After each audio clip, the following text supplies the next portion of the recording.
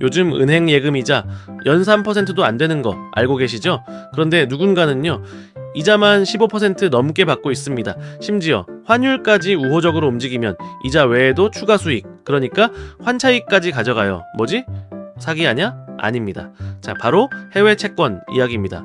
오늘 영상에서는 누구나 투자할 수 있는 미국 국채, 그리고 높은 수익률로 요즘 주목받는 브라질 국채를 중심으로 해외 채권 투자의 원리, 수익 구조, 리스크, 그리고 실제 투자 방법까지 차근차근 알려드립니다.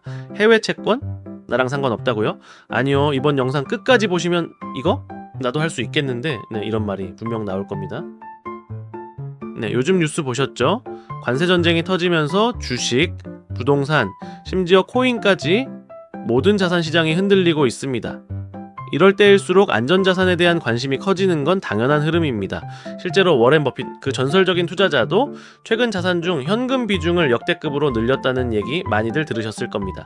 그런데 여기서 끝이 아니죠. 그 현금성 자산 대부분이 미국 국채입니다. 왜 그럴까요?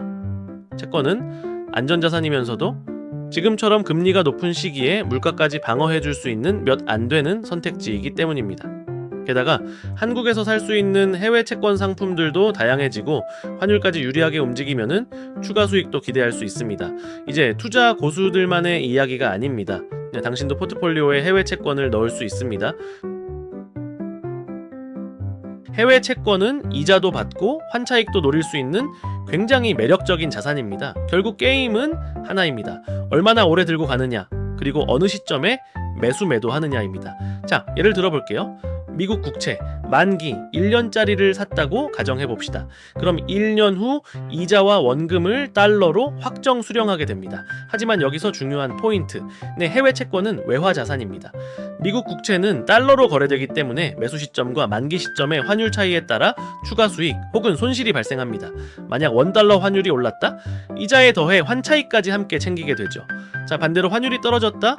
환차손이 발생할 수도 있습니다. 이처럼 이자 수익과 환차익, 이 두 가지 수익을 동시에 기대할 수 있는 것이 바로 해외 채권입니다. 해외 채권 투자에서 환율만 신경 쓰면 절반만 아는 것입니다. 진짜 중요한 건 미국 국채 금리의 변화입니다. 왜일까요? 바로 채권의 가격이 금리에 의해 결정되기 때문입니다. 금리가 내리면 기존 채권의 매력도가 올라가서 채권 가격은 상승합니다. 자, 반대로 금리가 오르면 채권 가격은 하락합니다.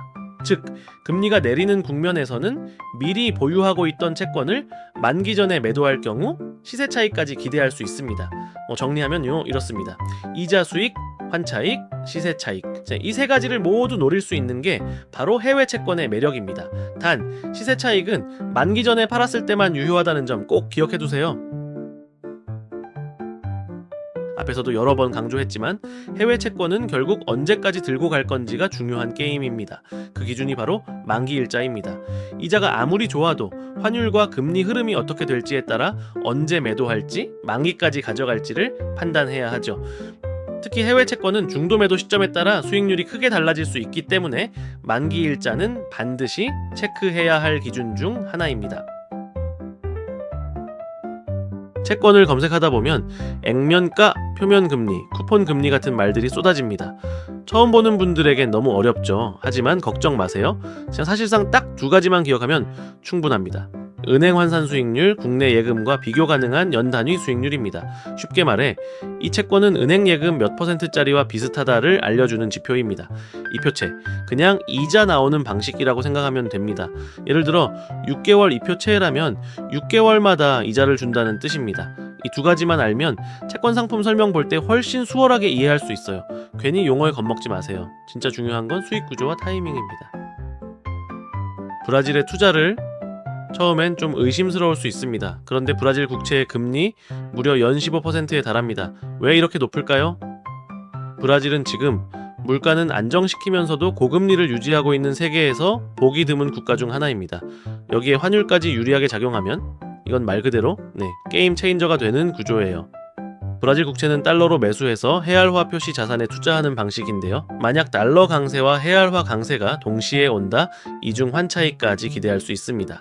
게다가 브라질과 한국은 조세 협약이 맺어져 있어서 이자소득세가 없습니다. 즉 세전 수익률이 고스란히 내 수익이 되는 아주 큰 장점이 있는 거죠. 물론 주의할 점도 있습니다.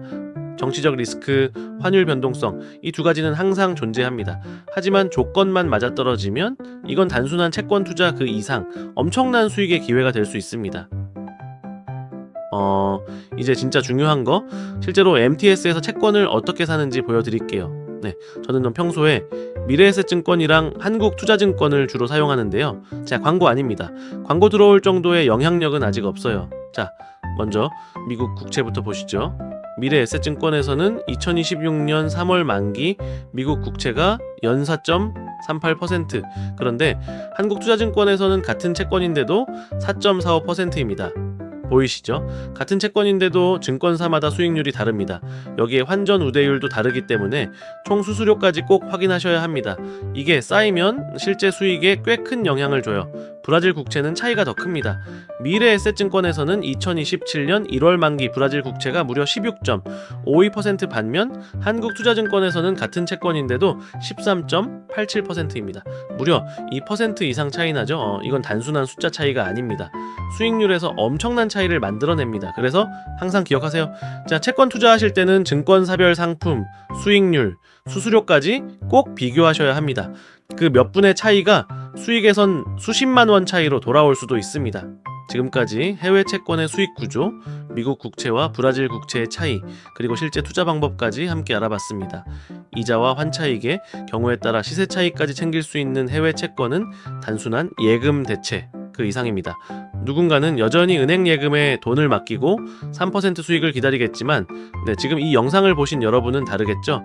기회는 준비된 사람에게만 보입니다. 그리고 그 준비는 바로 정보를 알고 움직이는 것에서 시작됩니다. 영상이 도움이 되셨다면 좋아요와 구독 꼭 눌러주시고요. 지금까지 머니캔버스였습니다. 당신의 자산에 전략을 더하세요.